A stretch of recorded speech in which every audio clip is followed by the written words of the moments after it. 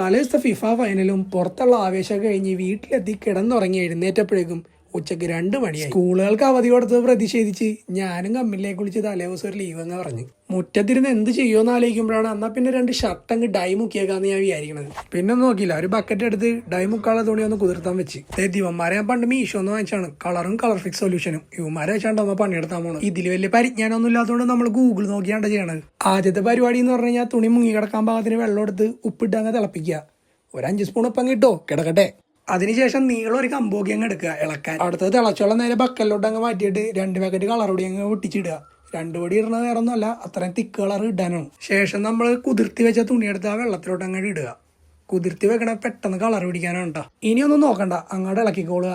ആദ്യത്തെ ഒരു 10 മിനിറ്റ്, പിന്നെ ഇടവിട്ട് ഒരു 30 മിനിറ്റ്. ഇനിയാണ് 3ാമത്തെ ഘട്ടം. ഒരു പാത്രത്തിൽ ഇത്തിരി വെള്ളം എടുത്തിട്ട് നമ്മുടെ കളർ ഫിക്സേഷൻ സൊല്യൂഷൻ അങ്ങ് പൊട്ടിച്ചൊഴിച്ച് അങ്ങ് ഇളക്കുക. ഇതെന്തിനാന്ന് ചോദിച്ചു കഴിഞ്ഞാൽ കളർ ലോക്കാവനാന്നാണ് പറയണത്. ഇനി നമ്മൾ എന്ത് ചെയ്യുക, ഡൈ മുക്കിയ തുണി നൈസായിട്ടൊന്ന് പിഴിഞ്ഞ് നേരെ ഈ സൊല്യൂഷനിലോട്ട് അങ്ങ് ഇടുക. പിന്നെ ഇളക്കാനും പിടിക്കാനും നിൽക്കണ്ട, ഒരു 10 മിനിറ്റ് ആകുമ്പോൾ നൈസായിട്ട് മുക്കിയിട്ടാൽ മതി. 10 മിനിറ്റ് കഴിഞ്ഞ് നേരെ ആകുമ്പോൾ പുറത്തിറക്കുക, വെള്ളം ക്ലിയർ ആവണവരെ അങ്ങ് കഴുകുക, അഴമേലോട്ട് അങ്ങ് വിരിച്ചിടുക, ഉണക്കുക.